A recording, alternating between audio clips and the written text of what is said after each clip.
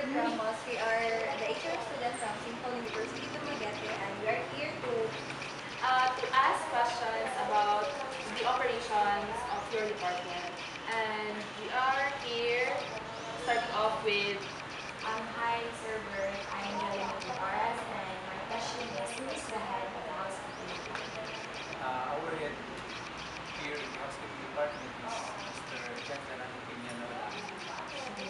Then,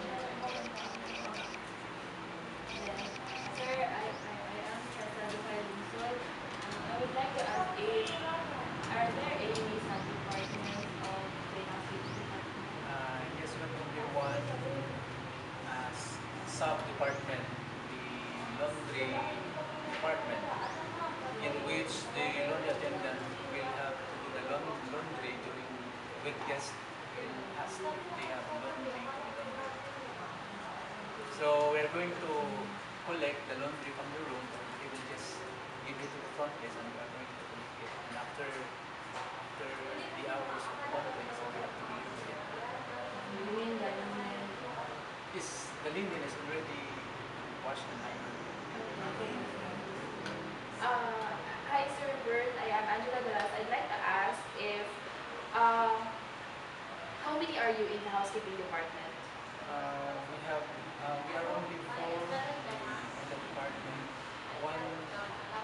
One is the laundry attendant, and then we are three of the housekeeping room attendant. So I'd like also to ask here if how many rooms do you have? We have only 20 rooms here. 20, All in all. 20 rooms. So that for personality, sir, is enough for the 20 rooms. There are times that there are activities in Dumaguete City, so our rooms cannot accommodate the guests. So I think after we have that extend other rooms, I think we will add some rooms. Okay, sir. And so if, for example, if during activities, rooms are occupied, dayon kamo for kaya ba ninyo i-handle ang rooms or you need ka ng extra personalities outside like mokuha mo ka ng mga para karoon ng activity ana. Since wala ko mang makuha na ako experience na ikuha din ko sa gawas, pero kaya na ako trabaho sa cleaning hours. Kaya we are working here 10 hours. We have three shifts here, the day shift, the mid, and the night shift. So, ang pang day shift, wala ba, apura sa pang-limpyo at pang-invite, kanang check out. So, I am Anne Bishar, sir. So, I am asking, do you have any SOPs when you arrive on the... First, when we arrive here, then we're going to time it first, and then we will proceed to our daily routines. Yes, like example, we always this is up to our also. So dustings were done already by the day shift, and the mid shift we just follow up. Sir, my name is Audrey, and I just want to know how long have you been working here? How many years? 3 years. In that 3 years, sir, did you experience any unnecessary incident here? Since I'm working here, we have experience. Yes, what kind of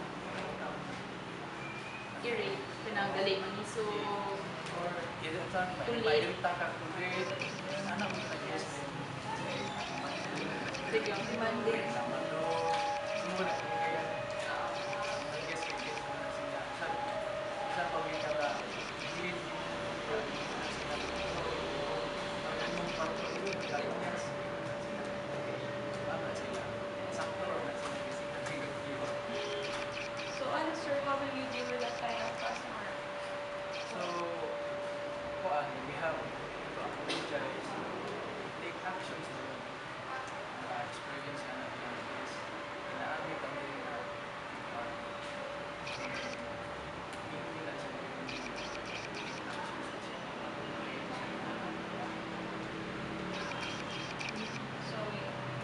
mismo na ano, kapag may nakamasok sa program, you will take action and you need to ask for a report. Hindi mo lang nais makikita sa akin. Dati ko ba yung decision making? Ay mo na ako na so, hindi ka mo insist na mo siya na complain siya na hindi mo na take apologize or take action, apologize and take action. Para masult. Masult yun. Okay, sir. Do you have rotation in the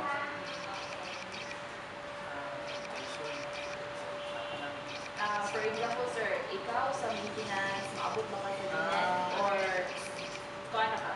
Sa amor dire, din stable kaya kuan. Kung sa'y mga diferensya sa rules, for example, like electrical problems, ay mga kuan. Mas din kami bilis.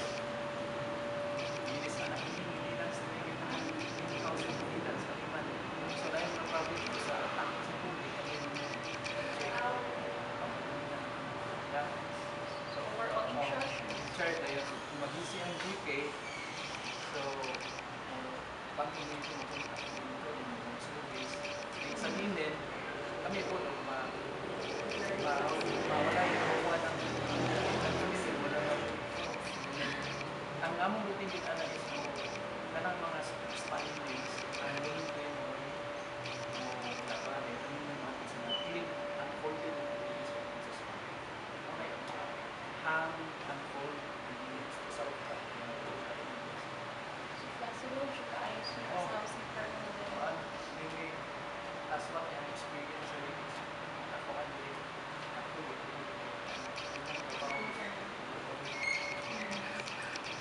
and until galing na metros, stable lang sa kaliparty na kaya pagkilat na tayo pindat kuhan kuhan bagisi kuhan ang bilig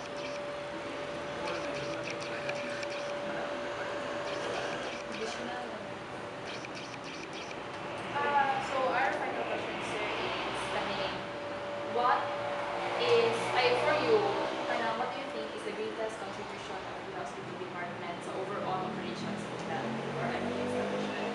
the overall contribution for the housekeeper as a housekeeper is we have to the cleanliness and not only the outside